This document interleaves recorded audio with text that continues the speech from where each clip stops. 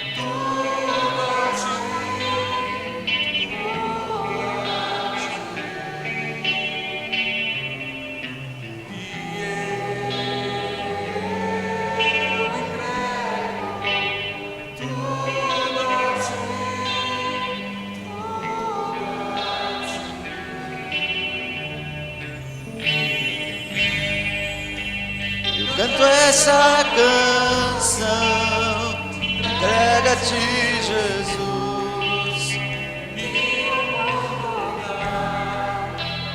Deixa os pés na cruz, conhecerá-te, teu nome gravou, sentindo alegria, partilhando tua dor.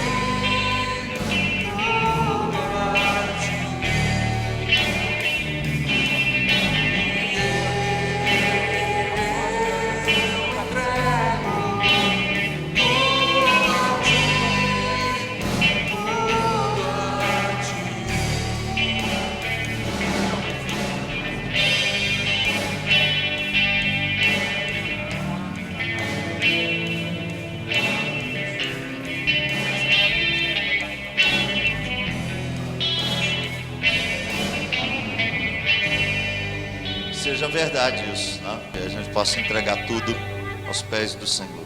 Eu vou chamar as crianças aqui à frente.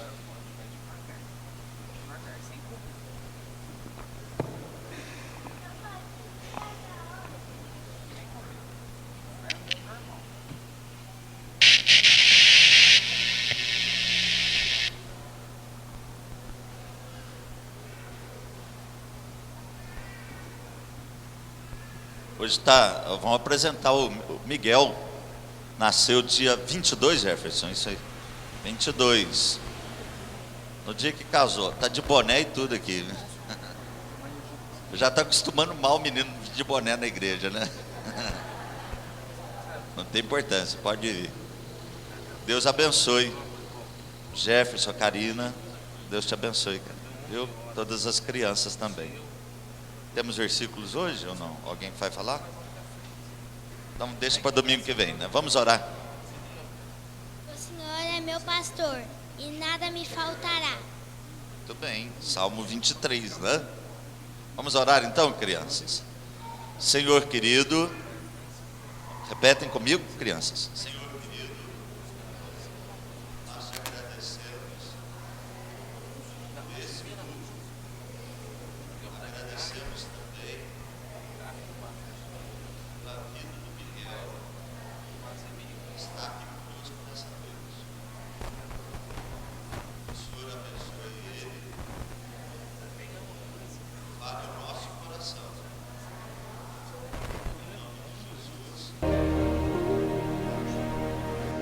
Muito bem. Se você fechou sua Bíblia, abra novamente 1 Reis 19.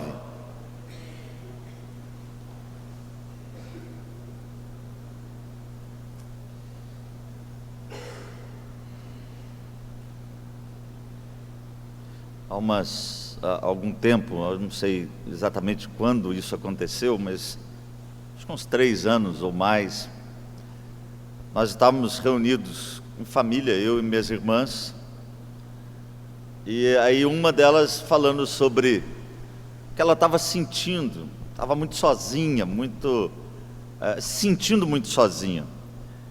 E aí durante o almoço ela disse assim: eu estou me sentindo como o lobo-guará. Eu achei muito engraçada a afirmação dela. E de fato o lobo-guará é um bicho meio estranho, né? Ele vive sozinho, né? E é um bicho que está em extinção, ou está sendo ameaçado de extinção, e há um cuidado todo especial com o lobo-guará no Brasil, para que ele não desapareça. E ele é um animal solitário. E o dia que ela falou isso para mim, eu achei muita graça daquilo e resolvi dar uma pesquisada sobre o lobo-guará. E aí eu descobri que não só o lobo-guará, mas há outros bichos que às vezes vivem sozinhos. E normalmente eles são bichos ameaçados de extinção. E o que eu acho interessante é que a Bíblia fala também de alguns personagens bíblicos que se sentiram sozinhos e se compararam com animais. O salmista diz assim: sou como um pelicano solitário no deserto. Ele está se sentindo sozinho. No outro salmo ele diz que era como um passarinho no telhado, sozinho, abandonado.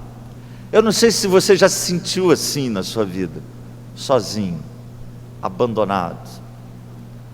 Às vezes aquela sensação invade o nosso coração, mesmo estando perto de gente, mesmo vivendo na cidade. Nós somos como um pelicano solitário no deserto, como um passarinho no telhado, ou como um lobo-guará. Quando eu olho para esse texto da palavra de Deus, irmãos, eu vejo a solidão de Elias, e como Deus trabalhou essa solidão na vida dele. Não que Elias estivesse só, nós vimos isso claramente no texto, mas o sentimento de solidão é algo terrível, pode tirar a noção das coisas certas e erradas na nossa vida, podem nos levar ao desespero. Então nós precisamos trabalhar com o sentimento de solidão, que pode ser falso, enganoso e errado. E à luz desse texto eu quero trabalhar com os irmãos nessa noite sobre a solidão de Elias. Mas eu falei alguns dias sobre o contexto da vida de Elias. Eu quero repetir algumas coisas para nós gravarmos. No capítulo 17 o texto diz que Elias era tesbita, ele era dessa região lá de Israel. Nós não sabemos exatamente onde fica, e eu cito isso para mostrar que Elias, ele não tem um passado, a gente não sabe nada sobre a família dele, sobre a história dele. Ele aparece na história, de repente, e a única menção que nós temos da origem desse profeta, que é um profeta extraordinário, que vai aparecer no Novo Testamento no Monte da Transfiguração, representando todos os profetas, indicando então a superioridade do Senhor Jesus. Mas o texto diz que Elias profetizou nos dias do rei Acabe, capítulo 17, do verso 1. E quando nós lemos a história de Acabe, nós ficamos aterrorizados, porque Acabe foi um dos mais perversos reis que Israel teve no seu governo. Um ditador, um homem implacável, malvado. Isso está dito no capítulo 16, verso 30 em diante. Mas não somente isso, Acabe, ele se casou com uma rainha má, perversa, que se tornou na Bíblia símbolo de perversidade. Jezabel, rainha má, inimiga do povo de Deus. Sob a influência dessa mulher, Acabe mandou matar todos os profetas do Senhor que viviam em Israel. Isso está dito no capítulo 18, verso 4. Falei também na última mensagem sobre Elias, que a religião dos ídolos, ou culto a Baal, era sustentada pelos impostos que o povo pagava. Além disso, Elias profetizou no meio de uma crise espiritual, religiosa, moral. Esse era o ambiente que aquele profeta de Deus profetizou. E eu gosto quando a Bíblia diz lá em Tiago que Elias era um homem semelhante a nós, sujeito aos mesmos sentimentos. E aí eu vejo esse trânsito da vida de Elias, momentos de vitória, momentos de decepção, visões magníficas, mas instantes de depressão e solidão. Esse é o Elias, profeta do Senhor, o nosso personagem dessa noite. O texto que nós lemos é muito interessante, e eu quero, antes de tudo, fazer um contraste, rapidamente, entre o capítulo 18 e o capítulo 19. Você não precisa ler o capítulo 18, eu vou mencionar algumas coisas. No capítulo 18, Elias sai como grande vitorioso da história. Ele desafia 450 profetas de Baal, e ele vence os profetas de Baal pelo poder de Deus. Já no capítulo 19, Elias é o derrotado. Nós sabemos que é uma impressão que ele tem, mas ele está se sentindo como um derrotado. No capítulo 18, Elias deu ordens aos céus. O céu mandou fogo e depois mandou chuva. No capítulo 19, Elias perde totalmente a esperança. No capítulo 18, como eu disse, Elias derrotou 450 profetas de Baal. No capítulo 19, ele se deixa derrotar pelas ameaças de uma mulher. Está certo que era a rainha, mas era uma só, e mulher ainda. E ele fica com medo das ameaças dessa mulher. No capítulo 18, Elias correu com agilidade, por isso é um atleta. Verso 46. No capítulo 19, ele se assenta e dorme desanimado. E há um contraste interessante nesses dois capítulos. E aí Deus age na vida desse homem. E eu quero enumerar algumas ações de Deus. Deus lhe deu comida, versos 5 a 8. Deus falou com ele, a partir do verso 9. Deus deu uma missão para Elias, verso 15 a 17. E Deus deu a ele esperança. Você não está sozinho, Elias. Tem 7.000 que eu conservei, que não se dobrou, ou que não se dobraram diante de Baal, e nem beijaram, no sentido de não adoraram Deus Baal. Deus dá esperança para ele. Mas como eu disse, 2 vezes no texto, Elias, ele fala: Senhor, mataram todos os profetas e eu estou só. Então, aproveitando esse testemunho de Elias, eu quero falar sobre a solidão de Elias, e eu acrescento, e o quase silêncio de Deus. Precisamos entender esse texto. A solidão de Elias e o quase silêncio de Deus. Qual que é o objetivo da mensagem? Primeiro, conhecer as causas do sentimento de solidão. Em segundo lugar, procurar os caminhos de Deus que nos conduzem à vitória. Porque nós frequentemente, irmãos, passamos por esse caminho também. E eu tenho a impressão que Elias estava questionando uma porção de coisas na sua vida. Ele devia estar pensando: Senhor, eu orei e o fogo caiu do céu, lambeu até a água que eles colocaram ali naquele altar. Eu orei, Senhor, e a chuva que há 3 anos e meio não vinha, veio. E agora, Senhor, eu estou sofrendo. Onde está o Senhor que me respondeu de forma tão extraordinária? Eu tenho a impressão que todos esses questionamentos estavam na vida de Elias. Senhor, o Senhor é soberano, o Senhor é dono de todas as coisas. Como que o Senhor deixa agora eu ser ameaçado de morte? Como que o Senhor deixa eu passar por toda essa crise, essa situação? E o texto diz que ele vai embora, ele foge de Jezabel. A solidão de Elias é clara aqui nesse texto, ou o sentimento de solidão e o quase silêncio de Deus.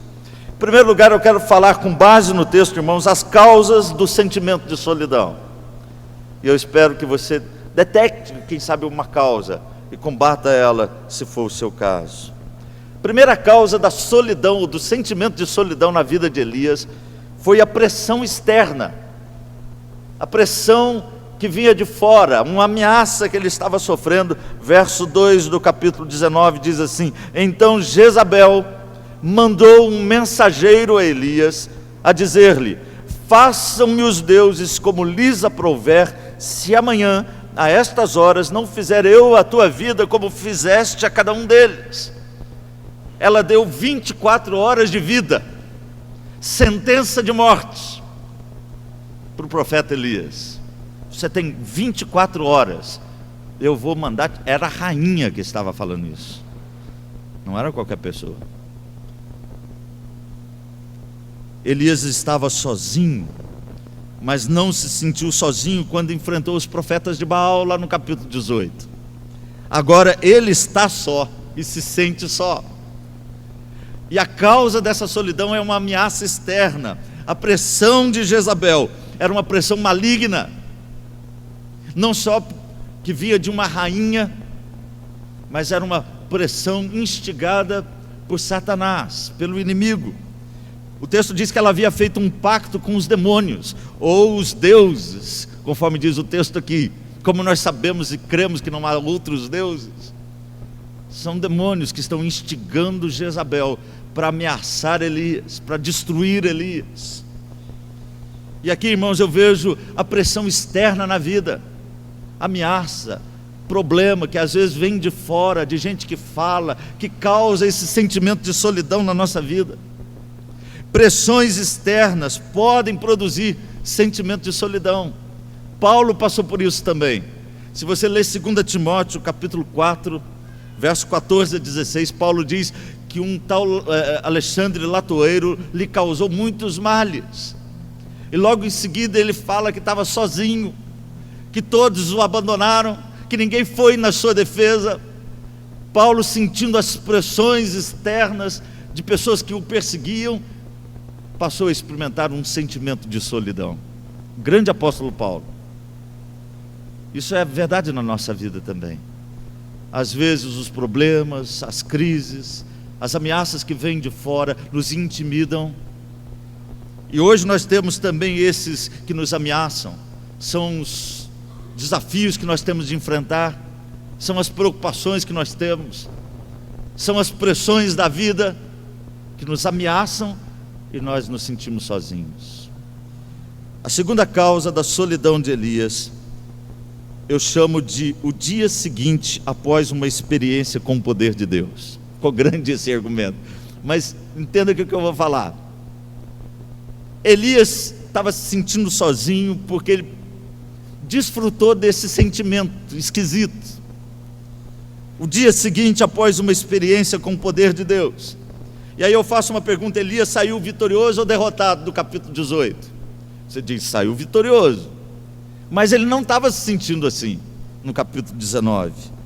Ele viu o fogo cair do céu, mas precisou fugir agora por causa dessa ação do poder de Deus. Deus agiu na vida dele, e por causa da ação da vida de Deus na vida dele, ele precisou fugir. Olha que interessante isso. O que eu quero dizer com isso, irmãos? Que experiências extraordinárias não garantem tranquilidade. Que o dia seguinte, após experimentar o poder de Deus, você pode, quem sabe, sentir-se sozinho, ser ameaçado pela solidão. E isso acontece frequentemente na nossa vida. Você passa por uma experiência extraordinária na sua vida, Deus te responde de forma maravilhosa, Deus te cura, quem sabe, de uma enfermidade, Deus traz saída para a sua dúvida, e de repente no dia seguinte você fala assim: mas por que eu estou sentindo assim? Se ontem eu ouvi tanta coisa boa, por que eu estou me sentindo assim? Olha a experiência de Paulo, no capítulo 12 de 2 aos Coríntios. Paulo diz que ele subiu ao terceiro céu e teve visões da glória de Deus que não era lícito contar, que não cabia a ele compartilhar. E aí ele diz: olha, para que eu não me ensoberbecesse com a visão que eu tive, Deus permitiu um espinho na carne, mensageiro de Satanás, para eu não me gloriar das visões. E aí Paulo diz: o poder se aperfeiçoa na fraqueza. E nós vamos ver Paulo logo em seguida mostrando o seu sentimento de dúvida, de solidão, após uma experiência gloriosa. Eu diria então, irmãos, que a voz que diz: este é meu filho amado, em quem me comprazo, é a mesma voz que silencia quando o filho pergunta: Deus meu, por que me desamparaste?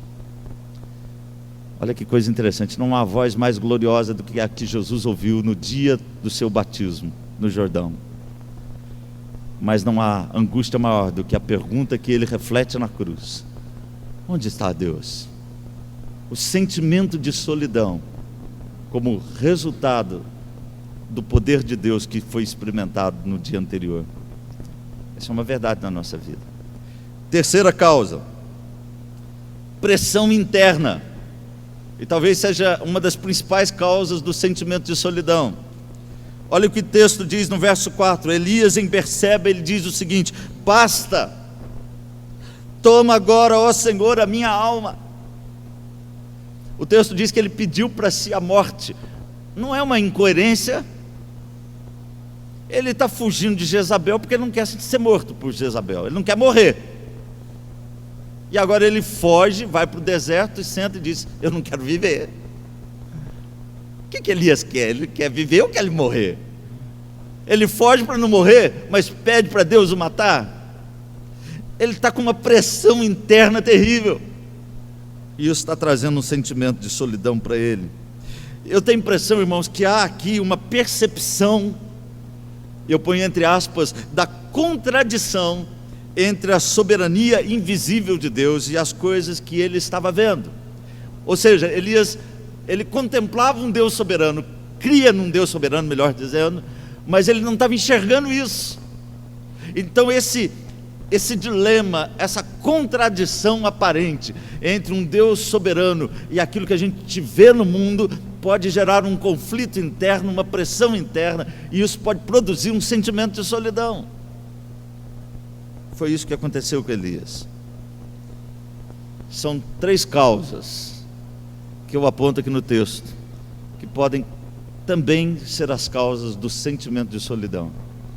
Mas eu quero, em segundo lugar, falar sobre o que eu chamo de saídas paliativas, que não curam, que só prejudicam.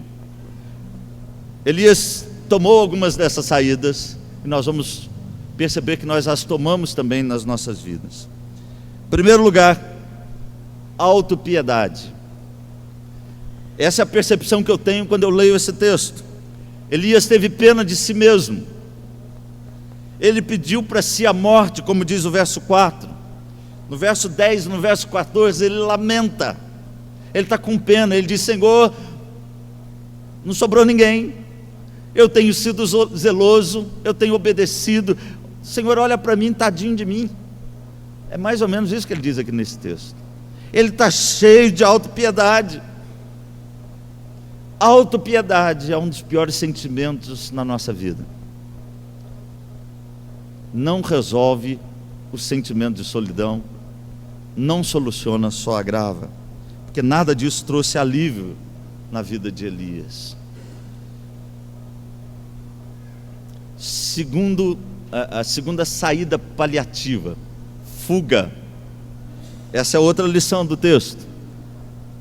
Elias fugiu de Acabe e Jezabel, verso 3. Elias fugiu da companhia até do seu discípulo, do seu amigo, verso 3b. Elias tentou fugir de Deus pedindo para si a morte, mas Elias tentou fugir de si mesmo. O sono aqui é uma fuga.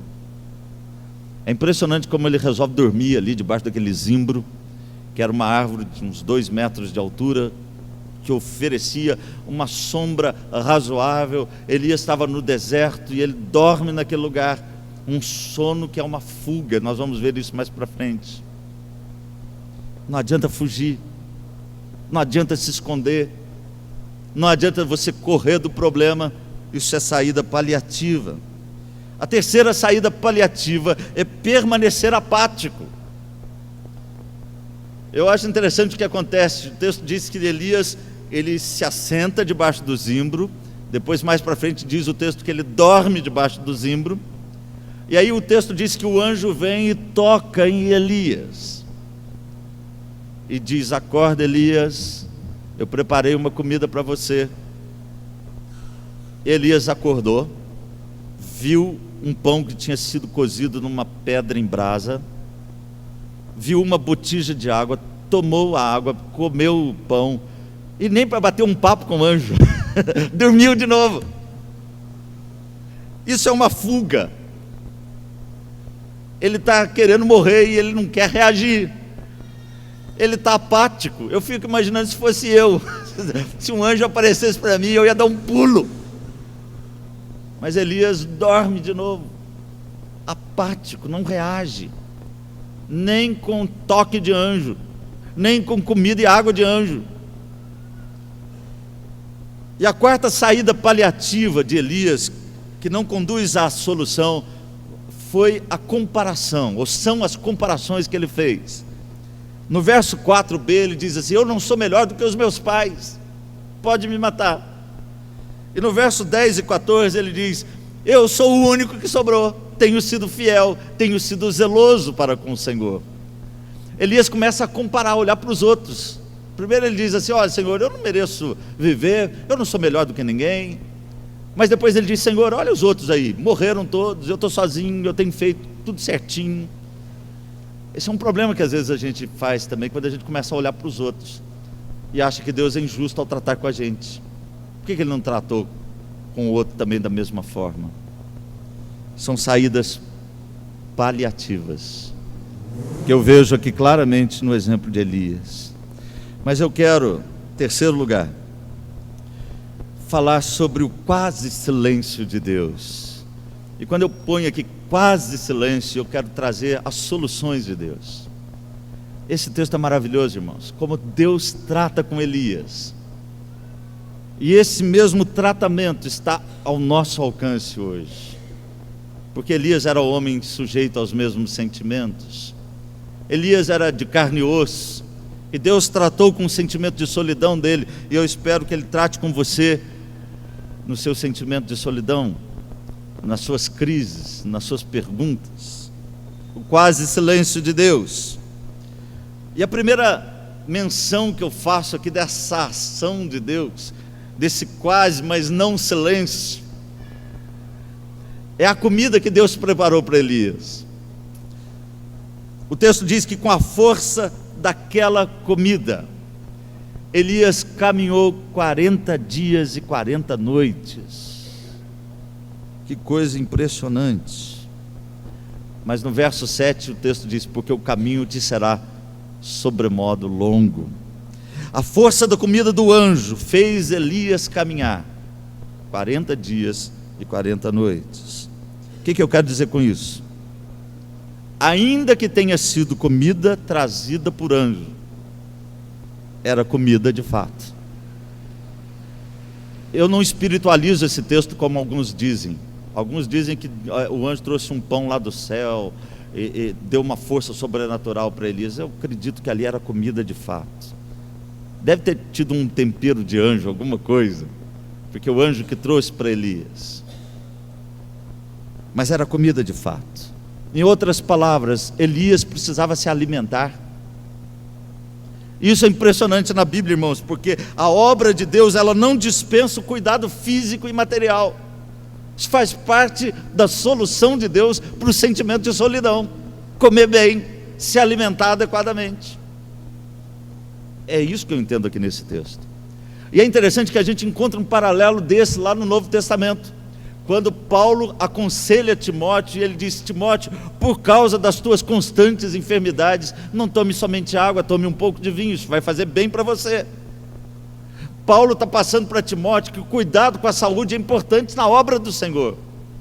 E aqui eu entendo, irmãos, que o sentimento de solidão precisa vir com equilíbrio físico, precisa vir com o equilíbrio do nosso corpo. Nós não somos um corpo que tem uma alma, como diziam os gregos. Não somos nem dicotomista, nem tricotomista. Na verdade, nós somos um só, corpo e alma. Não tem como separar corpo e alma. A Bíblia não separa essas realidades, separa no dia da morte, mas antes não. Segunda saída, ou segundo trabalho de Deus com Elias, é que Deus falou com Elias.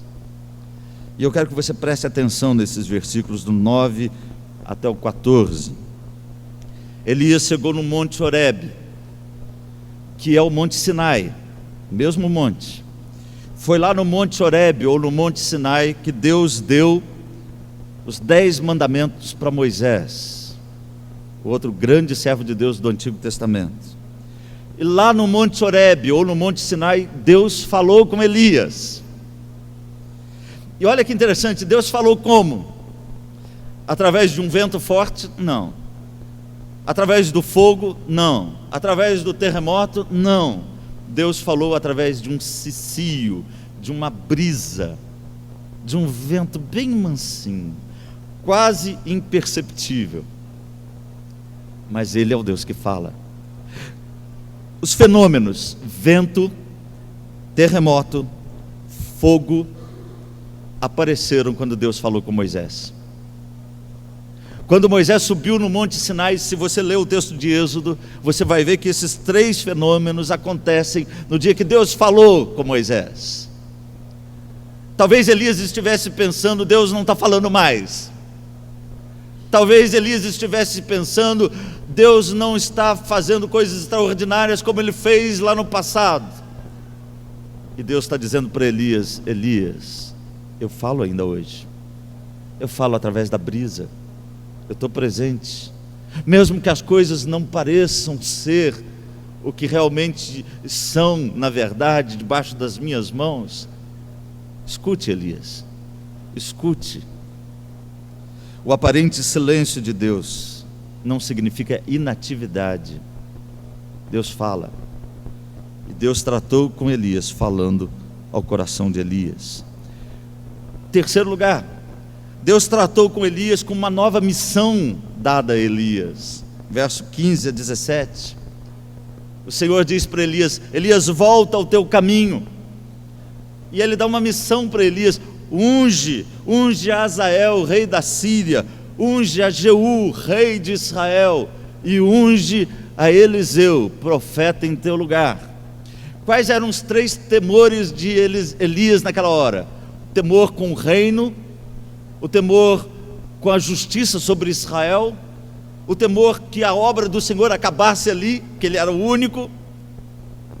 E Deus dá uma missão para Elias: vai ungir um rei sobre a Síria. Isso é interessante, porque não fazia parte do papel dos profetas de Deus ungir reis de outros povos. Mas a Síria foi um instrumento que Deus usou para castigar Acabe e o próprio povo de Israel pecador. Deus é soberano sobre a terra, e Ele usou Azael, rei da Síria, para castigar Acabe e o próprio Israel. Elias ungiu Jeú, rei de Israel, e Deus usou Jeú como instrumento para punir Jezabel. E Ele ungiu Eliseu, profeta no lugar de Elias. Elias tinha aquela certeza então agora que a obra do Senhor não ia acabar. Mas coisa extraordinária, irmãos, Deus cura as nossas feridas, nos dando tarefas, nos dando missão. E em último lugar, Deus tratou com Elias, dando um consolo, um conforto ao coração de Elias. Ele diz: Elias, eu conservei 7.000 que não se dobraram diante de Baal. 7.000. Essa é uma palavra de alento que aparece aqui nesse texto, irmãos. Em outras palavras, nós não estamos sozinhos. Há cristãos espalhados no mundo inteiro, passando pelos mesmos problemas que os nossos. Mas nós não estamos sozinhos nas nossas lutas, e não estamos sozinhos também na vitória. Há muitos que estão do nosso lado. Vamos pensar nisso, né?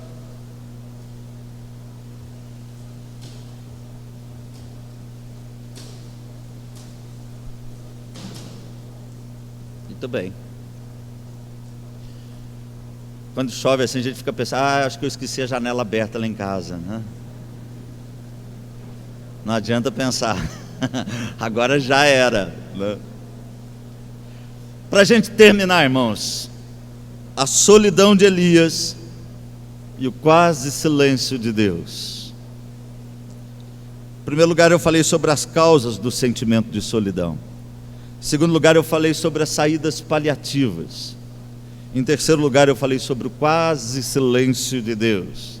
Esse quase mostra a ação de Deus, silenciosa, mas real e verdadeira. E eu quero aplicar a mensagem nessa noite com 7 aplicações bem rápidas.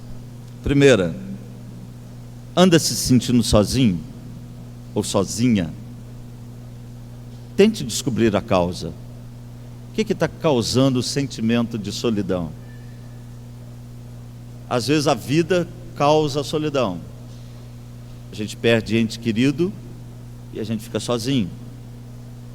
Às vezes são questões que as circunstâncias diante dos problemas nos empurram. Uma enfermidade, um problema. Qual é a causa do sentimento de solidão? Eu não estou falando de solidão, porque crente nenhum é só. Crente nenhum vive sozinho. Crente nenhum.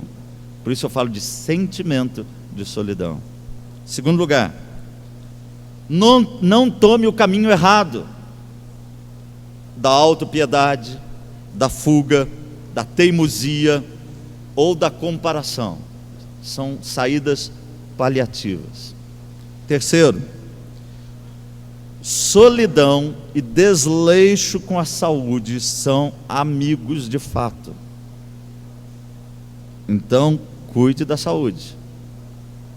Pessoas sozinhas, que se sentem sozinhas, não cuidam bem da saúde. Cuida, porque isso vai afetar sua alma também.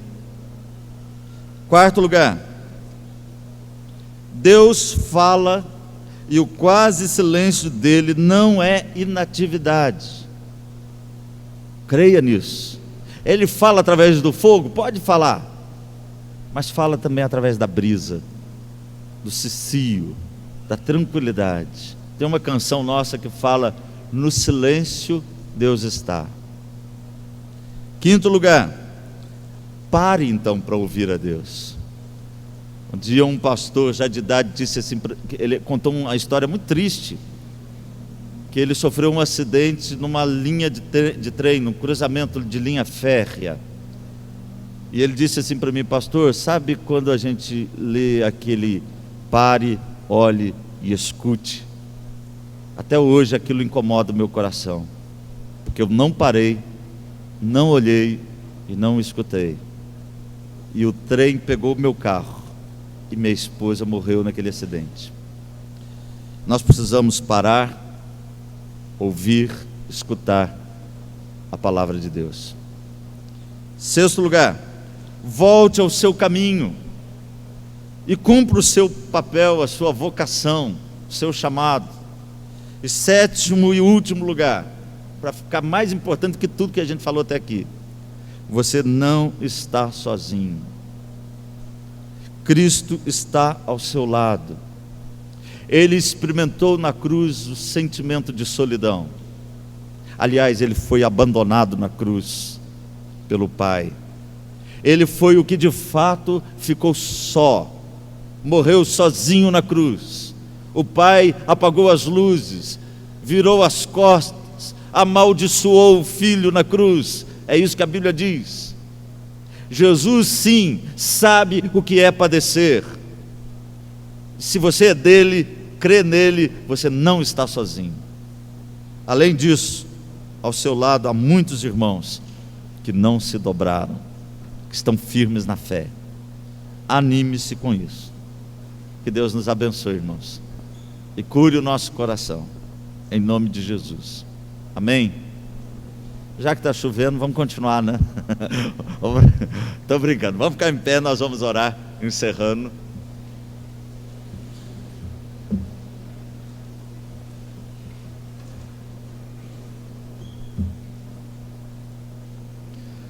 Senhor amado e querido nosso, nós agradecemos, Pai, por essa hora, por esse culto. Obrigado pela Tua palavra, obrigado, Pai, pela Tua igreja. Obrigado, Senhor, porque podemos abrir o nosso coração e também os olhos da mente, entender e ouvir, ó Pai, e apreender aquilo que Tu desejas de cada um de nós. Aceita, Pai, o nosso clamor nessa hora. E eu peço em nome de Jesus, Pai, que haja cura, haja paz no coração daqueles que estão se sentindo sozinhos. Às vezes na vida nós passamos por sentimentos assim, sentimentos causados até mesmo quando nós, depois de uma grande vitória na vida, passamos pelo vale árido. Depois de uma grande experiência com o Teu poder, sentimos, ó Pai, abandonados, sentimos que o tempo é outro, que as coisas não acontecem mais como aconteciam no passado, sentimos que o Senhor nos abandonou. Pai, esse é um sentimento falso, não verdadeiro, como nós aprendemos na história de Elias nessa noite. O Teu quase silêncio não é silêncio. Ao não ouvirmos, ó Pai, como um estrondo da Tua voz, que possamos parar para ouvi-la como uma brisa que segreda aos nossos ouvidos o inefável amor do Senhor. Como nós começamos o culto nessa noite, ouvindo falar sobre o Teu amor, sobre o Teu grande amor, revelado principalmente na cruz do Calvário em Cristo Jesus. No nome de Jesus, ó Pai, eu peço a Tua bênção, eu peço o Teu conforto, o alento para aqueles que agora, nesse instante, estão se sentindo sozinhos. Que o bálsamo da Tua companhia, que a certeza da presença do Teu Espírito, que o conforto, ó Pai, da Tua palavra, que o alento que vem, ó Deus, do Teu trono da graça, possa inundar a alma, o coração, a mente de cada um que está se sentindo sozinho. Cura as nossas vidas, Pai, e que nós possamos compartilhar com outros, cumprir a nossa vocação, sair por aí, ó Pai, compartilhando do Teu amor e fazendo aquilo que o Senhor quer de cada um de nós. Abençoa a Tua igreja, as nossas vidas, nós oramos em nome de Jesus, amém. E agora, irmãos, que a graça preciosa de Jesus, o nosso Salvador e Senhor, que o amor de Deus, o nosso eterno e poderoso Pai, e que a comunhão, as consolações e a companhia do Espírito Santo sejam com todos nós, com todo o povo de Deus espalhado pela face da terra, hoje e para todos sempre. Amém.